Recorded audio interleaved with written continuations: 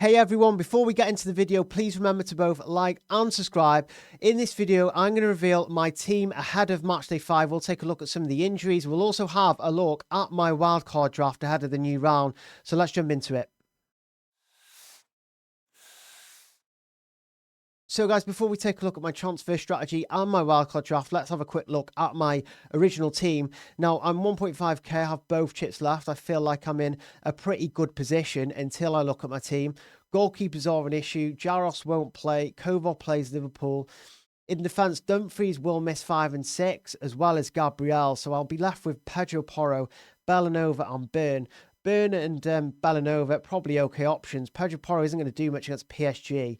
And that could be similar to Xavi Simons against his old club. That's even if he starts. So Gordon is also a doubt, albeit Eddie Howe did suggest that he could be ready in a few days, which might mean if he doesn't start, he features against Marseille. And also Goncalves is definitely out as well. It's an absolute nightmare, really, because Goncalves was one of few players who actually stood out this week, was in good form, had a good fixture, had the whole package, but yeah, injured. Elise plays Arsenal, which is not ideal, but I think if you were wildcarding, you'd probably want to keep him anyway, along with Lamine Yamal, who is a fantastic asset. You're covering the premium with him, so I have no kind of interest in getting rid of him.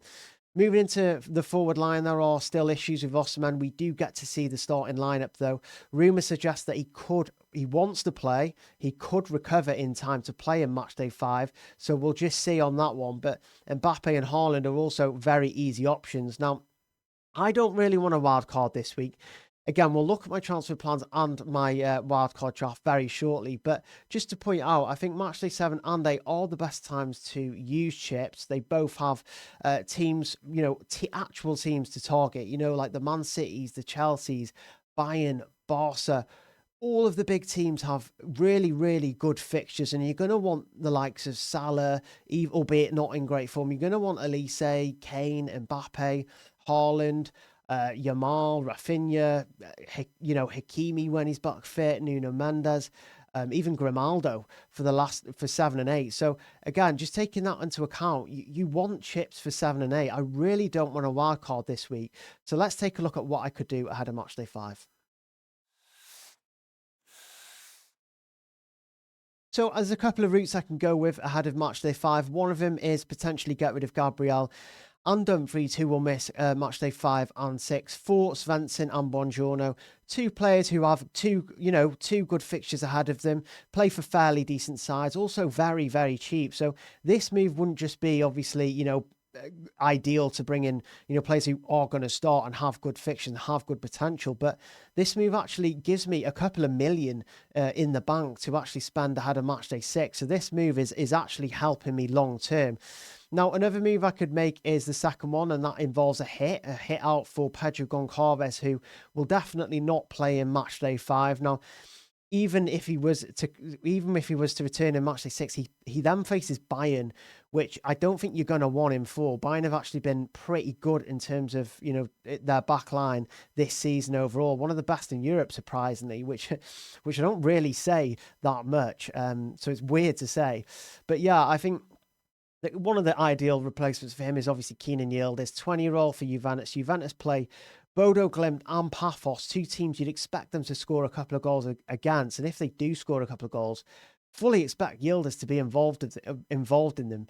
He is their talisman. He also, he can win pens. He can take pens as well. So don't be surprised to see him take a penalty if Juventus get one. He's also around 6.7 million, which is nice and cheap as well.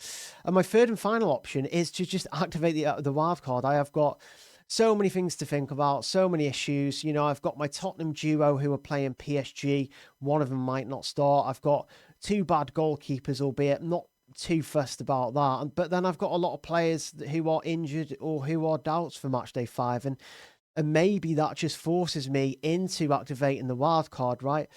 So with that in mind, let's now take a look at my wildcard draft.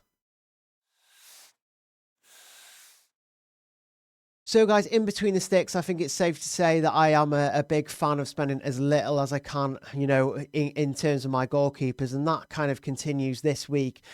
I do really like Savic and Kornaceci as a goalkeeping pairing. They rotate well right up until match day 8. So play on different days right up until the final round, in which you'll have to pick a goalkeeper to select because all of the matches kick off at the same time. So really, really cheap goalkeeper pairing. Savic is only 4 million, continues to start for Napoli, who have really, really good fixtures. Atalanta are another side who, prior to their kind of back-to-back free goals conceded in the league, they were kind of, restricting a lot of their opposition to under 1 XG. So, a really good defensive side still. I think I would kind of really expect clean sheets from this goalkeeper pairing all the way up to match day 8, which is why I've picked them. And of course, obviously, because they're really, really cheap.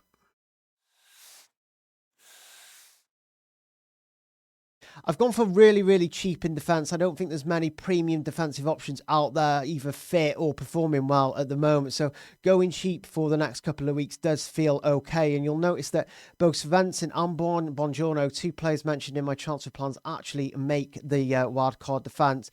They also join a player I already own, Dan Burn. I think, there's not many players at his price playing for as good as defence as Newcastle have been recently, and obviously he's got goal threat as well. He's nice and cheap. I just think you might as well just leave him in. Newcastle very good defensively, so I would feel slightly worried about coming away from them in terms of defensive assets. Now, I've also gone for Pacho. PSG now over kind of their rough period of fixtures, a period of fixtures that many people avoided, and now coming into matches against the likes of Tottenham and Athletic Club. So I think owning some coverage of their defence is a good idea. Hakimi is injured. Mendes has only just come back. You could opt for Mendes. He is also a good option. But I think Pacho at 5 million is still a very decent pick at his price. Probably one of the best 5 million options in the game in defence.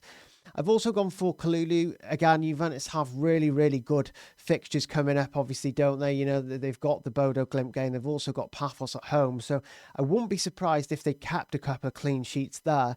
Their most nailed defender does seem to be Kalulu. I think a lot of people would potentially go for Cambiasso, but as mentioned before, I don't really trust him. He seems to be getting red cards or missing matches and stuff like that. So nice and cheap. I think it's around 4.5 million. I would just go for Kalulu, not have to worry about whether he's going to start or not, because again, like I said, he's been a shoo-in for the Juventus defence for some time now. So that is the defence. Let's take a look at midfield. Now, if I was wildcarding, I would also keep Elise and Yamal. I think in terms of Elise, again, just to kind of reiterate, Bayern have got one of the best attacks in Europe, in my opinion. I think owning one of Elise and Kane could be absolutely crucial for the period ahead, because before you know it, they will have good fixtures again, and you will want them back in your team. So having one in for now, rather than having to scramble to get both in later on, I think is an ideal move. I also think that it doesn't matter who Yamal is playing. He is just an excellent option. There aren't many premium midfielders actually doing it at the moment. You look at the likes of Salah, you look at the likes of Saka, not exactly, some of the most consistent midfielders, especially when you compare them to the prices of the strikers who are consistent, the likes of Mbappe and Haaland and even Kane. So I think one premium midfielder is enough, covering that spot just in case you want to make a move to Saka or Palmer in future game weeks. But also Barcelona are again one of the best attacks in Europe, in my opinion. Similar to Bayern, they're scoring a lot of goals. So, and Lamine Yamal is obviously a very special player. Chelsea leak goals, so I'm not really worried about having Yamal in for that fixture at all. I mean, new options though, players that I don't own in my current team include Yildiz. He is a player, obviously, who was mentioned in my transfer plans as well. I think he's got great attacking fixtures. Juventus seem to look for him for attacking threat as well. So for me, he is a great option. I also think Scott McTominay, yes, he scored an absolute worldie for Scotland recently, but he is scoring goals in general. He scored a brace most recently, didn't he, against PSV? He also scored against Inter, so he is scoring. He's not one of the most consistent midfielders, but at his price and with the lack of midfielders, and with Napoli's fixtures, I just think he's a solid option in midfield. Now, again, you could also look at someone like Kvaratskhelia, because PSG have really good fixtures now. I would class Tottenham at home as a pretty good fixture, and then Athletic Club after that, who just seem to be leaking goals like leaking a lot of goals. I just think Kvaratskhelia is the one. He was rested in his last match. He came on actually and featured, I think 20 to 30 minutes and still got an assist. He is definitely PSG's most kind of effective attacker at the moment, the most consistent. So if I was wildcarding, I would definitely include Kvaratskhelia. I'm quite happy with that midfield. I'm not too sure I would where I would change it up. I mean, you could argue that you don't really want Elise against Arsenal, but again, you want him long term. You're going to want him in future weeks. So, and I'm not really keen on booking a transfer. So that is my midfield. Let's take a look at the front line. No beating around the bush in the front line. I think you have to own Erling Haaland. You have to own Mbappe. I think they are, again, I mentioned earlier that they are the two standout captaincy options for this week. Haaland on the Tuesday, Mbappe on the Wednesday. In fact, I can't remember an easier week for captaincy in a long time, actually. So having those two premiums in is just it's just a wise decision, I think. Now, the third forward kind of pick is kind of open. I think a lot of people could potentially look at the likes of Pavlidis, although his long-term fixtures aren't great. Some people could even look to try and squeeze in Kane, but you really don't want double attack against Arsenal, in my opinion. I know you're booking in at least one transfer to bring Kane in, or maybe not, especially with Guirassy. Dortmund have two home fixtures now, as mentioned a couple of times now, and they play really weak opposition. Guirassy hasn't been fantastic. He's not been as consistent as he has been last season. He's also not on penalties, but I just think, he is one of those players similar to Osimhen who can really go out and go all out and create a massive haul. And talking of Osimhen, I think the doubt around him makes him a non-option for wildcarders. I think unless he's starting, I think if he was starting, I would probably opt for Osimhen. But if not, definitely Guirassy. The fixtures are there. Fixtures can bring form. He's not exactly been absent of form. He's been pretty decent this season. So yeah, that would be my front line. Now, just going back to my original team, I just think it's worth mentioning that I am really not sure what to do yet. I think if we get news that that Osimhen could start, if we get news that, if I think that Gordon is likely to start, then I really want to hold the wild card. I don't know how comfortable I am wildcarding into teams, Dortmund, Napoli, and Juventus, who are hit and miss. They are very much so hit and miss teams, aren't they? They also don't have good fixtures or really good fixtures in matchday 8. So if I was to wildcard now and maybe limitless in matchday 7, then I would end up with a lot of these players in the final round, which I don't think I would be too happy with. It would also be difficult to kind of move money around, to bring all those premium defenders and premium attackers in the final round. Now, I know I'm thinking really long term here, but I think you have to do that with chips. Again, I'm not comfortable with wildcarding this week. I don't think that the fixtures are good enough to attack from a wildcard perspective. Yes, both rounds are back-to-back, matchday 5 and 6. There's not much time in between them.